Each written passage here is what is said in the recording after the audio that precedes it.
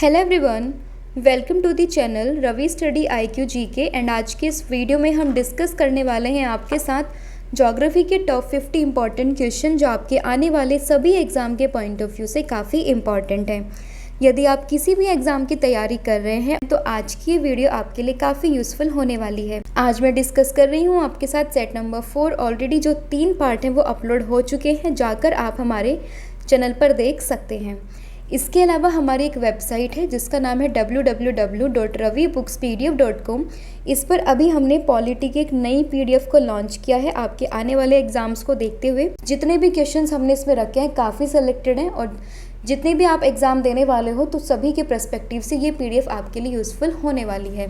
तो शुरू करते हैं आज की वीडियो, जिसका पहला प्रश्न रहेगा कि पृथ्वी के विभिन्न स्थल रूपों, उदाहरण के तौर पर जैसे कि पर्वत, घाटी, पठार और मैदानों का निर्माण किन प्रक्रियाओं के परिणाम स्वरूप हुआ है, यानी कि as a result of which process the various topographies of the earth, for example mountain, valleys, plateau and plains have been formed. तो आपसे पूछा है कि हमारी पृथ्वी पर जो आप अलग अलग टोपोग्राफी देखते हो, जैसे कि माउंटेन्स देखते हो, वैलीज देखते हो, प्लेट्यूज देखते हो, प्लेन्स देखते हो, ये कैसे बनते हैं। तो ध्यान रखना, जो विभिन्न प्रकार के स्थल रूप का निर्माण होता है वो 2 प्रक्रियाओं के कारण से होता है। पहली प्रक्रिया होती है आंतरिक और दूसरी होती है बाह्य। तो ऑप्शन नंबर जो सी है आपका यहाँ पर सही हो जाएगा। देखिए, कई बार क्या होता है कि जो आंतरिक प्रक्रिया होती है उसके कारण बहुत से स्थानों पर पृथ्वी की सतह कहीं तो ऊपर उठ जाती है और कहीं धंस जाती है, जिसकी वजह से जो है हमें अलग अलग जो है स्थल आकृतियाँ या फिर आप कह सकते हो कि टोपोग्राफीज ये देखने के लिए मिलती हैं। बाह्य की अगर हम बात करें तो देखिए, कई बार लगातार अगर कोई चीज़ टूटती रहती है या फिर कोई लगातार चीज़ बनती रहती है तो उस कंडीशन में भी जो है वहाँ पर इन सब चीज़ों का निर्माण हो सकता है। तो ऑप्शन नंबर सी आपका यहाँ पर सही हो जाएगा। तो ये आपको ध्यान रखना है, ऑप्शन नंबर सी। नेक्स्ट है, किस महासागर में कैप कैमरून स्थित है। तो केप कैमरून की बात करें तो ये स्थित है हिंद महासागर में। ऑप्शन नंबर जो बी है आपका यहाँ पर सही हो जाएगा। आप मैप में लोकेशन देख सकते हो केप कैमरून की, ये तमिलनाडु वाला आपका रीजन है, यहीं पर आपको देखने के लिए मिलेगा केप कैमरून। नीचे आपको यहाँ श्रीलंका देखने के लिए मिलेगा। श्रीलंका और ये जो भारत है इसके बीच में एक स्ट्रेट है जिसका नाम है पाल्क स्ट्रेट। तो ये भी आपको यहाँ पर ध्यान रखना है, मोस्ट इम्पॉर्टेंट है, कई बार एग्जाम्स में पूछी गई है। तो केप कैमरून की बात की गई है, तो ऑप्शन नंबर बी आपका यहाँ पर सही हो जाएगा। नेक्स्ट है, विश्व की सबसे पुरानी वलित पर्वत श्रृंखला कौन सी है। तो सबसे पुरानी जो वलित पर्वत श्रृंखला है वो कौन सी है, तो वो है आपकी अरावली पर्वत। तो ऑप्शन नंबर जो ए है आपका यहाँ पर सही हो जाएगा, यानी कि world oldest folded mountain ranges. तो ये है आपका अरावली पर्वत। लेकिन अभी क्या है ना कि अपरदन के प्रक्रिया की वजह से, यानी कि इरोजन की वजह से जो ये श्रृंखला है वो धीरे धीरे घिस गई है और अब इसकी जो हाइट है वो काफ़ी हद तक कम हो चुकी है। अदर ऑप्शन को डिस्कस करें तो देखिए, यूराल माउंटेन की अगर हम बात करें तो ये बेसिकली यूरोप और एशिया को अलग करता है, तो ये भी आपको ध्यान रखना है। रॉकी माउंटेन्स की बात करें तो नॉर्थ अमेरिका में ये देखने के लिए मिलेगा और अपलेंशियन माउंटेन ये भी आपको नॉर्थ अमेरिका में देखने के लिए मिलेगा। तो आपसे पूछा गया है which of the following is the oldest folded mountain range. तो सही आंसर होगा ऑप्शन नंबर ए, यानी कि अरावली पर्वत। नेक्स्ट क्वेश्चन है, नीचे दिए गए कथनों पर विचार कीजिए। पहला कथन है कि जिन पर्वतों पर हमेशा जमी रहने वाली बर्फ़ की नदियाँ होती हैं उन्हें हिमानी कहते हैं, यानी कि the mountain on which there are always frozen river of ice called glacier. पहली स्टेटमेंट आपके पास ये है। दूसरी स्टेटमेंट है कि पर्वतों के एक ऐसा क्रम में व्यवस्थित होने को श्रृंखला कहते हैं। ठीक है, तो आपसे बोला है 2 आपके पास कथन दिए गए हैं, तो आपको सही करके इन्हें बताना है कि कौन सा इनमें से सही है और कौन सा गलत है। ठीक है, तो देखिए, अगर बर्फ़ जमी रहती है किसी भी पर्वत पर तो उसे ग्लेशियर कहते हैं, ये बात बिल्कुल सही है। तो पहला स्टेटमेंट तो आपका सही हो गया कि मतलब जिन पर्वतों पर हमेशा बर्फ़ जमी रहती है वहाँ पर उनको ग्लेशियर या फिर हिमानी कहते हैं। और दूसरा कथन आपका ये है कि जब पर्वत एक से क्रम में जुड़े रहते हैं तो उन्हें श्रृंखला कहते हैं। जैसे कि आप हिमालय की बात ले लो, हिमालय में क्या है, आपके पास 3 अलग अलग यहाँ पर रेंजेस देखने के लिए मिलेगी, जो उनको अलग अलग हमने डिवाइड किया हुआ है। तो वो भी एक तरीके की क्या बना रहे हैं, श्रृंखला ही तो बना रहे हैं। जैसे कि हिमालय हो गया, एंडीज़ हो गई, एल्पास हो गए, तो ये सभी जो है वो एक क्रम को बनाते हैं, तो उसे श्रृंखला कहते हैं। तो यहाँ पर दोनों ही ऑप्शन आपके सही हो जाएंगे। तो ऑप्शन नंबर ए और बी दोनों आपका सही होगा। तो ऑप्शन नंबर सी यहाँ पर आपका सही हो जाएगा। इंग्लिश ट्रांसलेशन में यहाँ थोड़ी सी मिस्टेक है, ये आप देखिएगा, ठीक है। लेकिन मैंने आपको समझा दिया कि जो हिमानी है यानी कि ग्लेशियर, तो बर्फ़ जमी रहती है तो उसको ग्लेशियर कहते हैं। और अगर कोई भी पर्वत एक श्रेणी में हो, एक सीरीज़ में हो, तो उसको श्रृंखला या फिर आप कह सकते हो बेसिकली रेंजेस, ठीक है। तो ये भी आप इसको कह सकते हो, ठीक है। तो ऑप्शन नंबर सी आपका यहाँ पर सही हो जाएगा। नेक्स्ट क्वेश्चन है कि जिन पर्वतों की सतह उबड़ खाबड़ या शिखर जो है उनकी शंक्वाकार होते हैं, तो ऐसे पर्वतों को क्या कहते हैं? तो ऐसे पर्वतों को कहा जाता है वलित पर्वत यानी कि फोल्ड माउंटेन। तो ऑप्शन नंबर ए आपका यहाँ पर सही हो जाएगा। फोल्ड माउंटेन के एग्जाम्पल आपको ध्यान रखने हैं, क्योंकि कई बार एग्जाम्स में पूछ लेते हैं। तो इसका सबसे पहला एग्जाम्पल मैं दूंगी हिमालय, तो ये भी आपको यहाँ पर ध्यान रखना है, ठीक है। और इसके अलावा एक और फोल्ड माउंटेन है जिसका नाम है एल्पास, तो ये भी आपको ध्यान रखना है। नेक्स्ट है कि वायुमंडलीय दबाव को मापने के लिए किस उपकरण का प्रयोग किया जाता है? तो वायुमंडलीय प्रेशर को मापने के लिए आप इस्तेमाल करते हैं बैरोमीटर का। ऑप्शन नंबर बी आपका यहाँ पर सही हो जाएगा, यानी कि बैरोमीटर का इस्तेमाल होता है वायुमंडलीय दाब को मापने के लिए।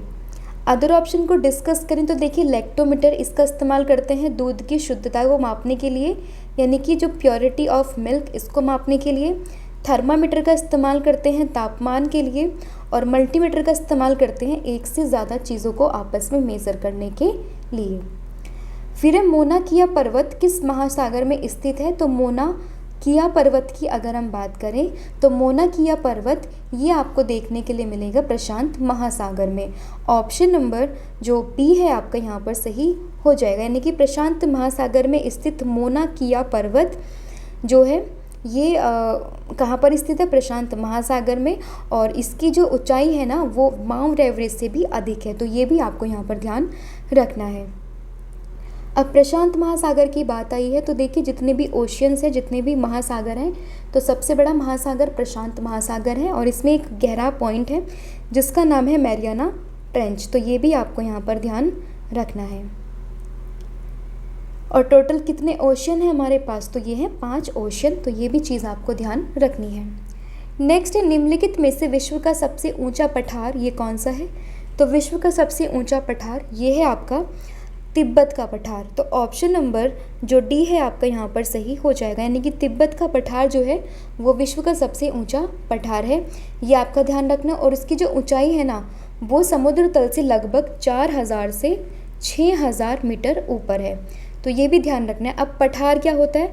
तो देखिए, जो नॉर्मल आपकी लैंड होती है, जैसे कि सपोज़ करो ये आपकी लैंड है जहाँ पर आपके घर बने हुए हैं, ठीक है, घर भी कैसे ही बना है, हाँ, जैसे कि आपके घर बने हुए हैं, तो इसके आसपास ही कोई ऐसा जगह होगा जो आपकी ज़मीन से काफ़ी ऊंचा उठा होगा, मेज़ के आकार का होगा, बिल्कुल प्लेन, तो उसे ही कहते हैं पठार यानी कि प्लेट्यू। तो ये भी आपको यहाँ पर ध्यान रखना है। तो विश्व का सबसे ऊंचा प्लेट्यू तो ये है तिब्बत का पठार, ठीक है। इसके अलावा दक्कन के पठार की बात करें तो भारत का जो सबसे बड़ा प्लेट्यू या पठार है वो कौन सा है? वो दक्कन का पठार ही है, तो ये भी आपको यहाँ पर ध्यान रखना है। नेक्स्ट है, वायुमंडल के अध्ययन को क्या कहते हैं? तो वायुमंडल के अध्ययन को कहा जाता है मीटीरियोलॉजी। ऑप्शन नंबर बी आपका यहाँ पर सही हो जाएगा कि वायुमंडल के अध्ययन को कहते हैं मीटीरियोलॉजी, ऑप्शन नंबर बी। 5 जो लेयर होती हैं बेसिकली एटमॉस्फेयर की, ये भी आप याद रख सकते हैं, ट्रोपोस्फेयर, स्ट्रेटोस्फेयर, मेसोस्फेयर, थर्मोस्फेयर और एक्सोस्फेयर। भूकंप विज्ञान की बात करें तो भूकंप से संबंधित जो भी चीज़ें होती हैं उसका हम अध्ययन करते हैं। इकोलॉजी में पर्यावरण से संबंधित चीज़ें होती हैं, और पोमोलॉजी में फलों से संबंधित जो है वो चीज़ों का अध्ययन किया जाता है, ठीक है। तो ये भी आपको यहाँ पर ध्यान रखना है। क्वेश्चन में पूछा है वायुमंडल का अध्ययन, तो सही आंसर होगा मीटीरियोलॉजी। फिर है, भारत की मुख्य भूमि का विस्तार दक्षिण से उत्तर की ओर किन अक्षांशों के मध्य है? तो दक्षिण से उत्तर की ओर अगर हम बात करें तो इसका जो विस्तार है वो है टोटल 8 डिग्री 4 मिनट नॉर्थ से लेके 37 डिग्री 6 मिनट नॉर्थ। तो ऑप्शन नंबर ए आपका यहाँ पर ध्यान रखना। अब देखिए इसका तो आपको याद करना ही पड़ेगा, कोई और ऑप्शन नहीं है, ये आपको याद रखना है।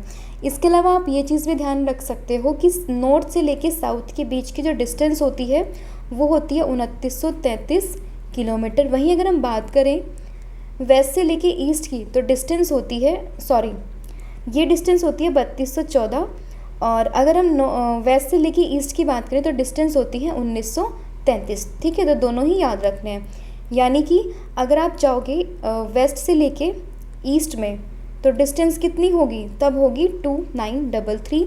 अगर आप नॉर्थ से साउथ में जाओगे तो डिस्टेंस होगी 3214 किलोमीटर। तो ये भी आपको यहाँ पर ध्यान रखना है। फिर है पश्चिम से लेकर पूर्व तक भारत का विस्तार कितना है?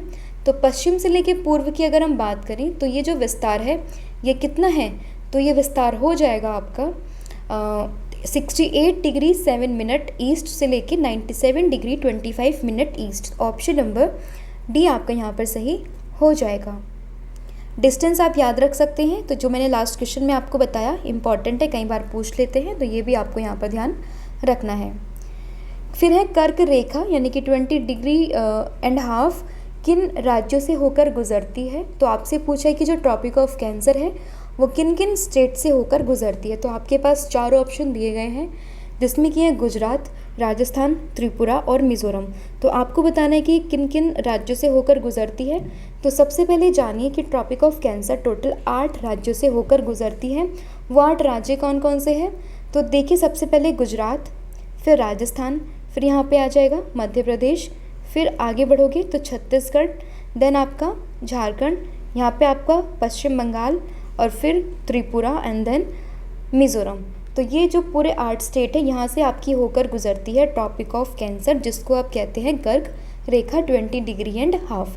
तो 8 के 8 स्टेट के नाम याद रखने, क्योंकि कई बार आप एग्जाम्स में पूछ लेते हैं डायरेक्टली, इम्पॉर्टेंट है। और ट्रिक से बेटर है आप विजुअलाइज करके देखें। जब आपको इंडिया का मैप याद होगा तो आप देख सकते हैं कि सबसे पहले गुजरात, उसके बाद क्रॉस होगा राजस्थान, फिर होगा छत्तीसगढ़, फिर मध्य प्रदेश, देन उसके बाद छत्तीसगढ़, उसके बाद झारखंड, फिर पश्चिम बंगाल, देन त्रिपुरा और उसके बाद मिज़ोरम। तो यहाँ पर देखिए चारों ऑप्शन आ गए, गुजरात भी है, राजस्थान भी है, त्रिपुरा भी है और मिज़ोरम। तो ऑप्शन नंबर डी आपका यहाँ पर सही हो जाएगा। फिर है जो भारत की स्थलीय सीमा है वो कितने देशों के साथ जुड़ी हुई है? तो स्थलीय सीमा की अगर हम बात करें तो ये जुड़ी हुई है किसके साथ, कितने देशों के साथ? तो ये है 7, ऑप्शन नंबर डी। अब देखिए यहाँ पे ध्यान रखना, सिर्फ लैंड बाउंड्रीज़ की बात हुई है, वो कौन कौन से हैं? तो देखिए पहला हो जाएगा पाकिस्तान, इधर ये अफ़गानिस्तान भी है, फिर ये है चाइना, नेपाल, भूटान, म्यांमार और बांग्लादेश। तो कितनी कंट्री हुई? 1 2 3 4 5 6 और 7। तो टोटल 7 ऐसे देश हैं जो हमारे देश के साथ स्थलीय सीमा को साझा करते हैं। ऑप्शन नंबर जो डी है आपका यहाँ पर सही हो जाएगा। निम्नलिखित में से भारत की सबसे लंबी स्थलीय सीमा किस देश के साथ लगती है? तो सबसे लंबी स्थलीय सीमा ये लगती है बांग्लादेश के साथ, ऑप्शन नंबर डी। ये आप देख सकते हो बांग्लादेश का मैप, तो ये पूरी सीमा लगती है इंडिया और बांग्लादेश के बीच में। सबसे छोटी सीमा की बात करें तो लगती है अफ़गानिस्तान के साथ लगभग 106 किलोमीटर। तो ये भी आपको यहाँ पर ध्यान रखना है। फिर है निम्नलिखित में से भारत के कौन से राज्य 3 तरफ से अंतर्राष्ट्रीय सीमाओं से घिरे हुए हैं? तो 3 तरफ से जो अंतर्राष्ट्रीय सीमा से घिरे हैं वो कौन कौन से हैं? तो वो है आपकी सिक्किम और त्रिपुरा। तो ऑप्शन नंबर जो सी है आपका यहाँ पर सही हो जाएगा कि जो सिक्किम है और जो त्रिपुरा है वो तीनों तरफ से जो है वो दूसरे देशों से घिरे हुए हैं। जैसे कि अगर हम बात करें सिक्किम की, तो सिक्किम किस किस से घिरा हुआ है? तो ये नेपाल से घिरा हुआ है, भूटान से घिरा हुआ है और चाइना से घिरा हुआ है। जबकि त्रिपुरा की बात करें तो ये तीनों साइड से बांग्लादेश से घिरा हुआ है। तो ये भी आपको यहाँ पर ध्यान रखना। ये भी पूछ सकते कि एकमात्र ऐसा राज्य जो तीनों ओर से एक ही कंट्री से घिरा हुआ है, तो वो है आपका त्रिपुरा।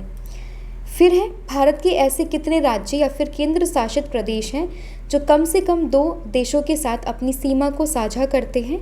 तो ऐसे जो राज्य हैं वो कितने हैं? तो ऐसे राज्य हैं टोटल 7। तो ऑप्शन नंबर जो सी है आपका यहाँ पर सही हो जाएगा। अब वो कौन कौन से हैं, तो देखिए सबसे पहले हम आते हैं किस पर, सबसे पहले हम आते हैं लद्दाख, जो कि हमारी क्या है, एक यूनियन टेरिटरी है।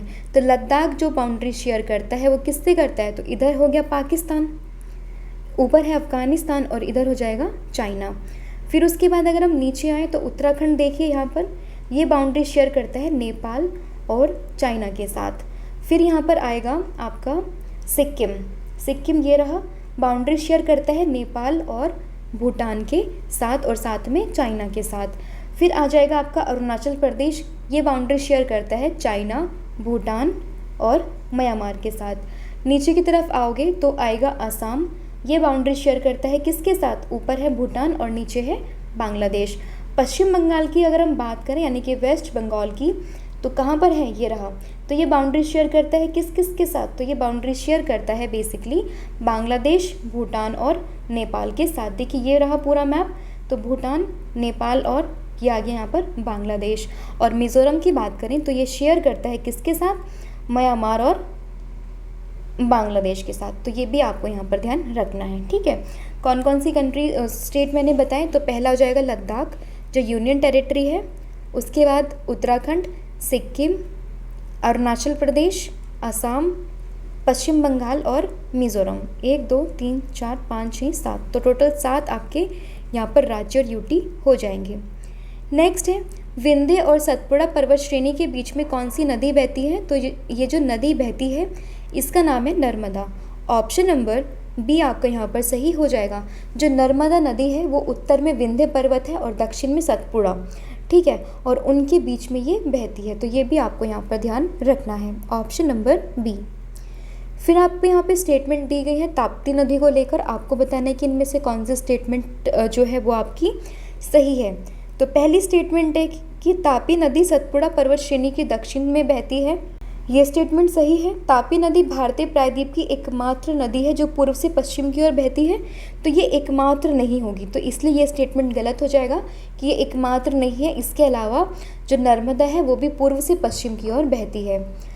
तापी नदी के उत्तर में अजंता और सतमाला पर्वत अवस्थित है, तो ये भी आपकी यहाँ पर जो है वो गलत है, ठीक है। तो सिर्फ एक ही स्टेटमेंट सही है, option number A. Next question है कि हिमालय पर्वत को 3 मुख्य समांतर श्रृंखलाओं में बांटा जाता है उत्तर से दक्षिण की ओर, उनका सही क्रम क्या है। यानी कि तो हिमालय माउंटेन है, they are divided into 3 main parallel ranges, तो what is their correct order from north to south. तो आपसे इनका करेक्ट ऑर्डर पूछा है, तो करेक्ट ऑर्डर ये होगा आपका वृहद हिमालय, मध्य हिमालय और शिवालिक। ऑप्शन नंबर डी आपका यहाँ पर सही हो जाएगा, ठीक है। तो ये भी आपको यहाँ पर ध्यान रखना है। ये डायरेक्टली आपको याद रखना पड़ेगा कि 3 श्रेणी है आपकी, जो सबसे पहले महान या जो सबसे बड़ा ग्रेटर हिमालय होता है, फिर आपका मिडिल हिमालय एंड देन आपका शिवालिक हिमालय होता है। ऑप्शन नंबर जो डी है आपका यहाँ पर सही हो जाएगा। फिर नीचे दी गई नदियों के नाम को ध्यान से देखिए और उसके बाद आपको बताना है कि इनमें से कौन सी नदी जो है वो डेल्टा बनाती है। तो नदी आपके पास जो दी गई है वो है महानदी, गोदावरी, कृष्णा और कावेरी। तो आपके पास 4 नदी है और आपको बताना है इनमें से कौन सी नदी ऐसी है जो डेल्टा का निर्माण करती है।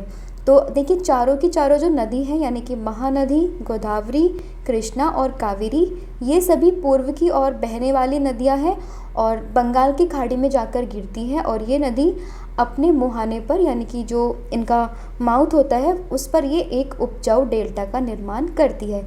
तो सारी की सारी नदियां जो है वो डेल्टा फॉर्मेशन करेंगी। तो ऑप्शन नंबर जो डी है आपका यहाँ पर सही हो जाएगा। फिर सुंदरवन डेल्टा के संदर्भ में नीचे दिए गए कथन में से कौन सा कथन जो है वो सही है।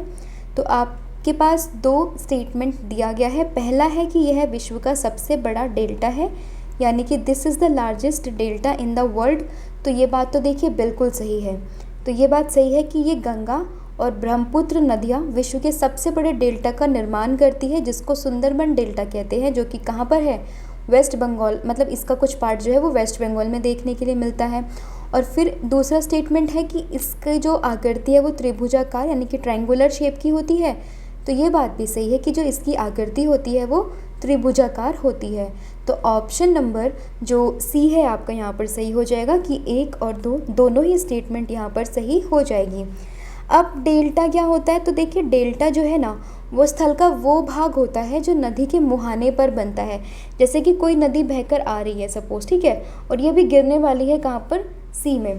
तो यहाँ पर ये जो इसका एंटर मतलब एग्जिट पॉइंट होगा, जब भी सी में एंटर करेगी तो यहाँ पर एक मुहाना ये बनाएगी जिसको हम कहते हैं डेल्टा।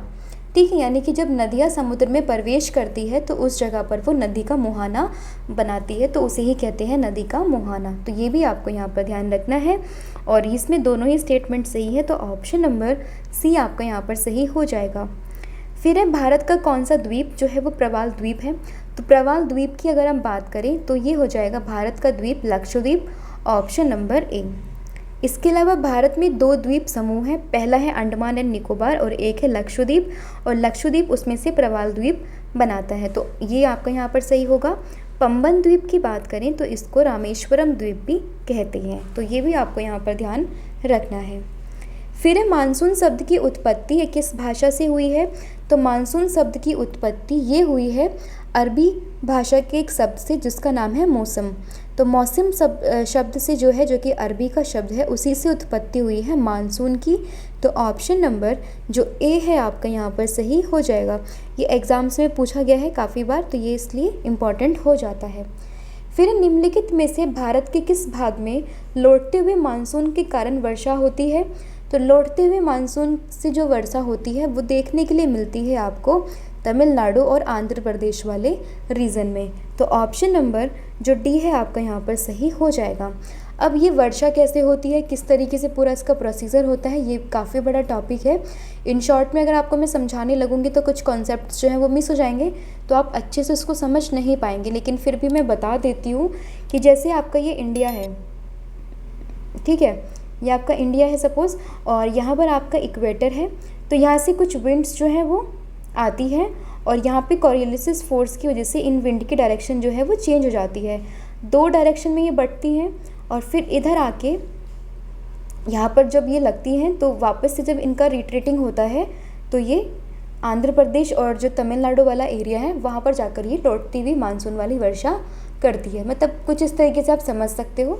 बाकी अगर आप चाहोगे तो कमेंट सेक्शन में मुझे बताना, तो एक सेपरेट वीडियो मैं मानसून से रिलेटेड आपके लिए लेके आ जाऊंगी, जिसमें पूरा डिटेल से मैं आपको समझा दूंगी कि कैसे इंडिया में मानसून आते हैं, कैसे बारिश होती है, कैसे चीज़ें होती हैं, सब मैं आपको डिटेल में अलग से वीडियो में समझा दूंगी। तो अभी आपको ध्यान रखना है कि जो भारत में लौटता हुआ मानसून है यानी कि रिट्रीटिंग मानसून, तो उसके कारण जो वर्षा होती है वो होती है तमिलनाडु और आंध्र प्रदेश वाले रीजन में, ऑप्शन नंबर डी। फिर नीचे दिए गए कथन और कारण है, तो आपको यहाँ पे 2 स्टेटमेंट दी गई है, तो मतलब एक स्टेटमेंट है और एक इसका रीज़न है, तो आपको बताना है कि इनमें से क्या चीज़ ऑप्शन के अकॉर्डिंग सही होगी। तो पहला है कि भारत की जलवायु ये मानसूनी जलवायु है, यानी कि एक मानसून क्लाइमेट है, तो ये बात तो सही है। अब इसका कारण आपसे पूछे कि ये सही है या नहीं, तो कारण इसका दिया गया है कि भारत की जो स्थिति है वो उष्णकटिबंध में होने के कारण यहाँ पर अधिकतर जो वर्षा है वो मानसूनी पवन से होती है, तो इसीलिए इसको मानसूनी जलवायु कहते हैं। तो देखिए दोनों स्टेटमेंट आपकी सही है और ये इसका सही एक्सप्लेनेशन देती है। तो ऑप्शन नंबर जो ए है आपका यहाँ पर सही हो जाएगा। नेक्स्ट है कि किसी स्थान की जलवायु के निर्धारण में कौन कौन से कारक ये महत्वपूर्ण होते हैं। तो अगर आपको किसी भी जगह की क्लाइमेट कंडीशन को पढ़ना है, रिसर्च करना है, तो आपको वहाँ की स्थिति, उसकी ऊंचाई, समुद्र तल से कितनी दूरी है और कितना उसका रिलीफ है, ये सब आपको समझना पड़ेगा, और उसी हिसाब से आप कह सकते हो कि वहाँ की जो क्लाइमेटिक कंडीशन है वो कैसी होगी। ठीक है, क्योंकि अलग अलग स्थान पर अलग अलग तरीके से आप वर्षा देखने के लिए मिलेंगे। आप भारत में भी देख सकते हो, भारत की जो जलवायु है उसमें भी क्षेत्रीय भिन्नता देखने के लिए मिलती है। अब जहाँ जहाँ स्थिति चेंज होगी, जहाँ जहाँ ऊंचाई बदलेगी, तो वहाँ पे जो है क्लाइमेट का वेरिएशन करना लाजमी है।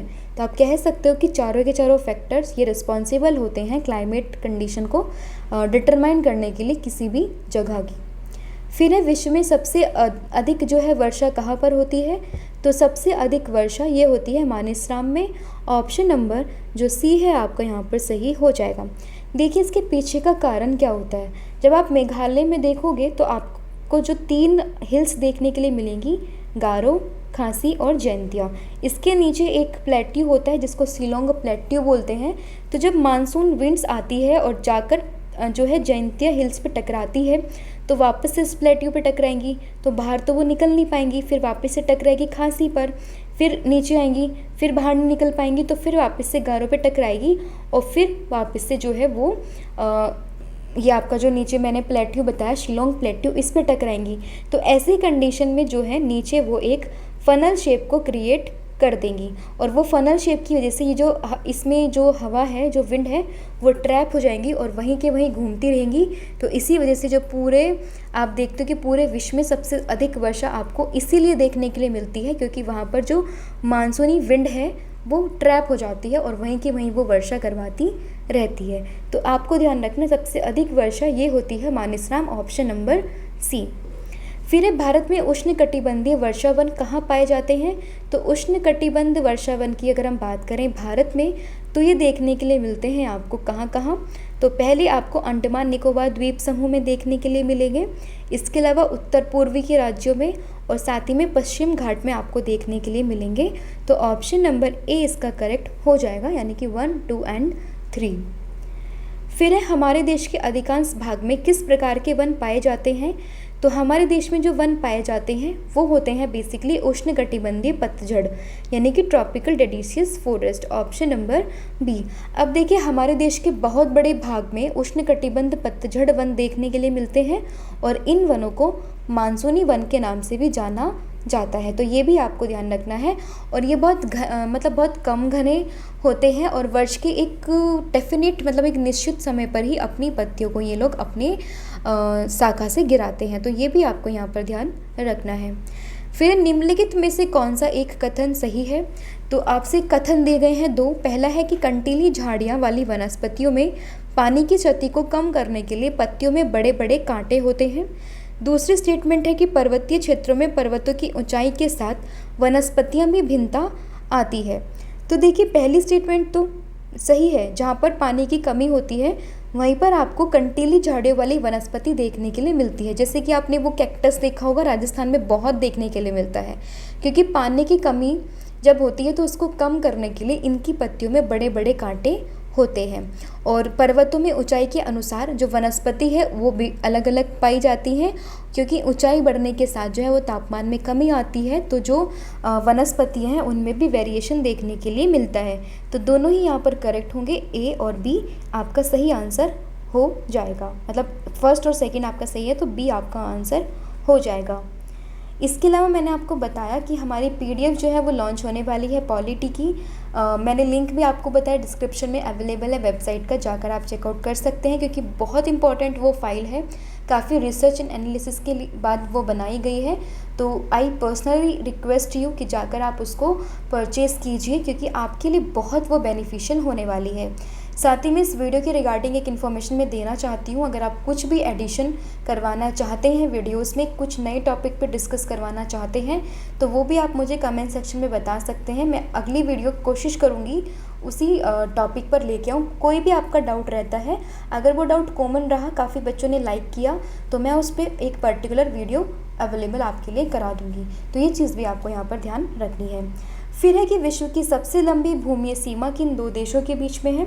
तो सबसे लंबी भूमि सीमा रेखा ये है कनाडा और यूएसए के बीच में, ऑप्शन नंबर डी आपका यहाँ पर सही हो जाएगा।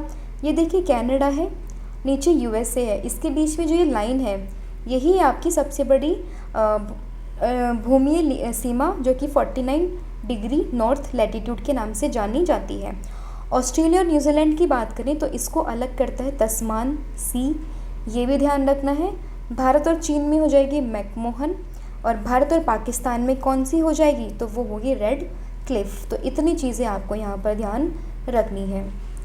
फिर है कि मैंग्रोव वन के संदर्भ में निम्नलिखित कथनों पर विचार कीजिए। तो पहला है कि ये वन खारे पानी में भी रह सकते हैं, यानी कि these can be survive even in the salt water. दूसरी है कि सुंदरी इस प्रकार की वनों की महत्वपूर्ण प्रजाति है, यानी कि सुंदरी is an important species of this type of forest. तो देखिए दोनों स्टेटमेंट आपके सही हैं क्योंकि मैंग्रोव वन जो है वो खारे पानी में रह सकते हैं और ये मुख्यतः पश्चिम बंगाल के सुंदरवन और अंडमान निकोबार के द्वीप समूह में पाए जाते हैं। और सुंदरी जो है वो इस प्रकार के वनों की महत्वपूर्ण प्रजाति है। तो यहाँ पर दोनों ही स्टेटमेंट आपकी सही हो जाएगी, ऑप्शन नंबर सी। फिर है वन्य जीव सप्ताह, ये कब मनाया जाता है? तो वन्य जीव सप्ताह की बात करें यानी कि वर्ल्ड लाइफ वीक, तो ये हम मनाते हैं अक्टूबर के पहले सप्ताह में। ऑप्शन नंबर ए आपका यहाँ पर सही हो जाएगा। फिर है कि निम्नलिखित में से भारत में जंगली बकरी ये कहाँ पाई जाती है? तो जंगली बकरी की अगर मैं बात करूँ तो ये आपको देखने के लिए मिलेगी हिमालयन रीजन में, मतलब जो हिमालय वाला रीजन है वहाँ पर आपको वाइल्ड गोट देखने के लिए मिलेगी। ऑप्शन नंबर जो डी है आपका यहाँ पर सही हो जाएगा। फिर है भारत में जंगली गधे का प्राकृतिक निवास स्थान ये कहाँ पर है? जो नेचुरल हैबिटेट है वाइल्ड डंकी का, ये आपको कहाँ देखने के लिए मिलेगा? तो ये मिलेगा आपको रन ऑफ कच्छ में। ऑप्शन नंबर सी यानी कि कच्छ के रन में आपको देखने के लिए मिलेंगे जंगली गधे। फिर है अफ्रीका महाद्वीप यूरोप से किन स्थलाकृतिक संरचनाओं के द्वारा अलग होता है? तो आपसे पूछा है कि जो कॉन्टिनेंट है अफ्रीका वो यूरोप से किस टोपोग्राफिकल स्ट्रक्चर से अलग हुआ है? तो यहाँ पर देखिए दो आती हैं, पहला है आपका जिब्राल्टर जल संधि और दूसरी आपकी आएगी यहाँ पर भूमध्य सागर यानी कि मेडिटेरियन सी। अब देखिए ऊपर ये आपका क्या है? ये है आपका यूरोप और नीचे है अफ्रीका, ठीक है। और इन दोनों को बीच में कौन अलग कर रहा है? ये सी है मेडिटेरियन सी, तो पहले तो आपको ये याद रखना है।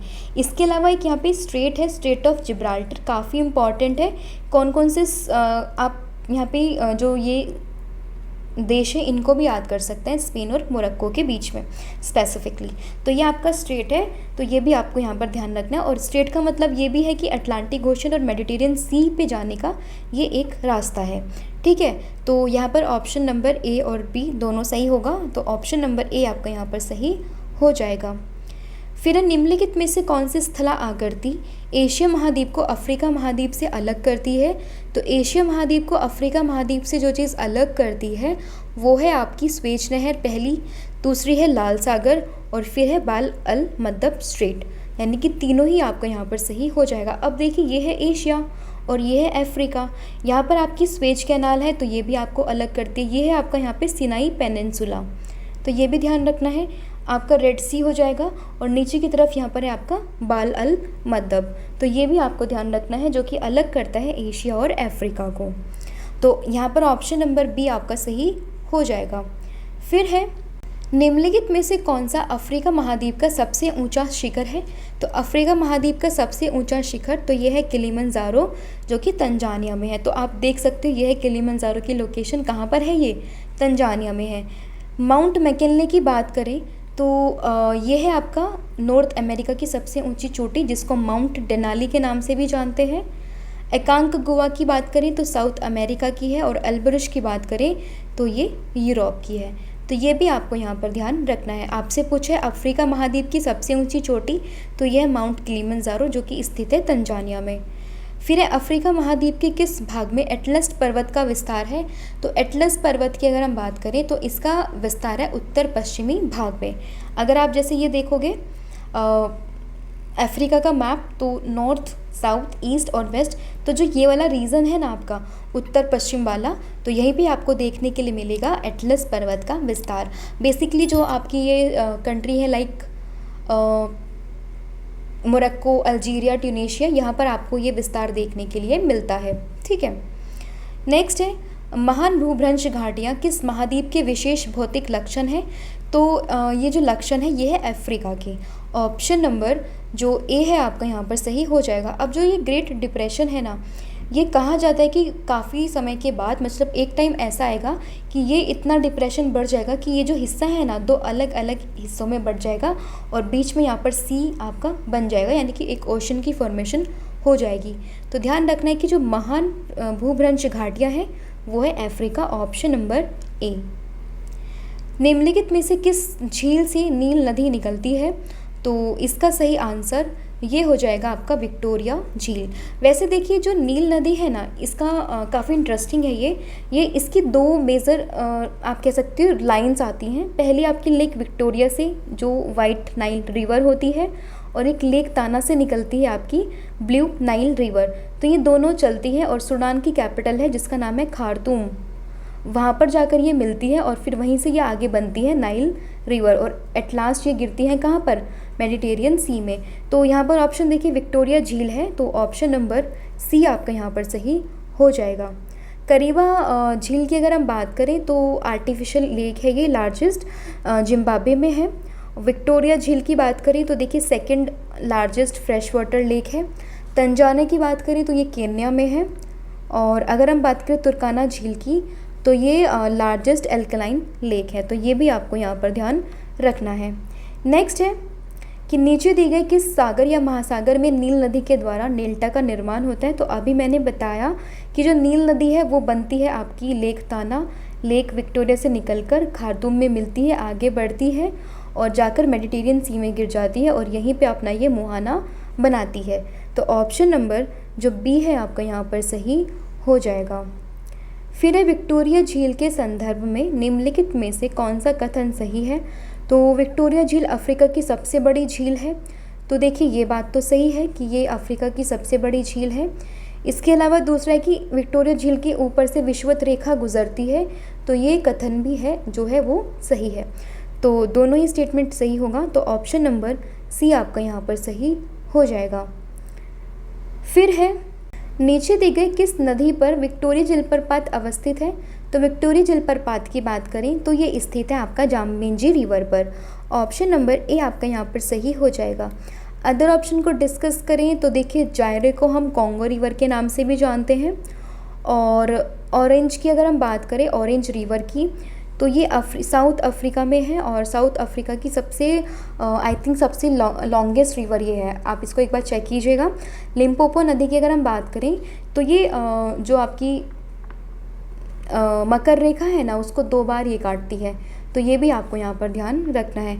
आपसे पूछा विक्टोरिया जलप्रपात, तो ये स्थित है जाम्बेंजी नदी। ऑप्शन नंबर ए आपका यहाँ पर सही हो जाएगा।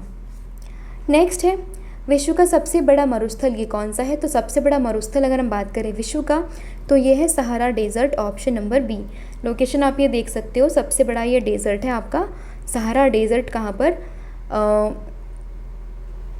अफ्रीका में, ठीक है। कालाहारी की बात करें तो ये बोत्सवाना में देखने के लिए मिलेगा आपको। थार की बात करें तो इंडिया, गोबी मरुस्थल की बात करें तो ये मंगोलिया चाइना वाले रीजन में देखने के लिए मिलेगा। नेक्स्ट क्वेश्चन है आपका, नीचे दी गई कथन है और आपको कारण देख के उसका आंसर बताना है। पहला है कि अफ्रीका में नील और जायरे को छोड़कर दूसरी नदियाँ नाव या स्टीमर चलाने के योग्य नहीं होती। फिर कारण इसका दिया गया है कि नील और जायरे नदी के अलावा अफ्रीका की अन्य नदियों में पानी की मात्रा बहुत कम है। तो देखिए इसकी जो पहली स्टेटमेंट है ये तो सही है, लेकिन जो आर है मतलब जो रीज़न है वो गलत है। तो ऑप्शन नंबर जो ए है आप सी जो है यहाँ पर आपका सही हो जाएगा। अब ऐसा इसलिए होता है क्योंकि नील और जायरे को छोड़कर अफ्रीका की जो दूसरी नदियाँ हैं ना वो ये तो नहीं चला पाती। इसका कारण है कि ये नदियाँ जो हैं वो ऊंचे पठारों पर स्थित है, तो वहाँ पर जो है बेसिकली जलप्रपात वगैरह ही बना पाती है, तो वो नाव वगैरह चलाने के लिए इतनी बेनिफिशियल नहीं है। तो ध्यान रखना ऑप्शन नंबर सी इसका सही हो जाएगा। फिर है निम्नलिखित में से किस जगह विश्व का सबसे अधिक तापमान दर्ज किया गया है। तो ये हो जाएगा आपका मृत घाटी। Option number A. हालांकि एनसीईआरटी की अगर हम बात करें तो उसमें अभी भी अल अजीज़िया ही दिया गया है जो कि लीबिया में है, लेकिन रीसेंट डाटा के अकॉर्डिंग जो सबसे अधिक तापमान दर्ज किया गया है वो है आपका मर्द घाटी यानी कि डेथ वैली, जो कि कहाँ पर है, कैलिफोर्निया में है। फिर दुनिया की सबसे बड़ी ताजे पानी की झील, तो सबसे बड़ी ताजे पानी की झील ये हो जाएगी आपकी Lake Superior. Option number C. और विक्टोरिया आएगी दूसरे नंबर पर। ये आपकी 5 ग्रेट लेक हैं। कौन कौन सी, lake Superior, lake Michigan, lake Huron, lake Ontario और लेक ईरी, ये भी ध्यान रखना है। और ये 4 जो है यूएसए कनाडा का बॉर्डर भी बनाती है, तो ये भी आपको यहाँ पर ध्यान रखना है। फिर अफ्रीका महाद्वीप में भूमध्य सागरीय जलवायु कहाँ पर पाई जाती है। तो जो अफ्रीका महाद्वीप है इसमें ये पाई जाती है उत्तरी तटीय प्रदेश में और साथ ही में दक्षिण तटीय प्रदेश में। तो ऑप्शन नंबर बी आपका यहाँ पर सही हो जाएगा।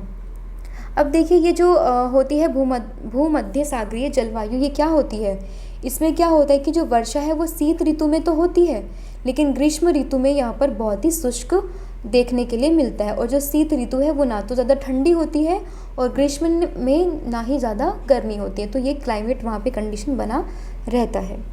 फिर है निम्नलिखित में से कौन सी नदी मकर रेखा को 2 बार काटती है?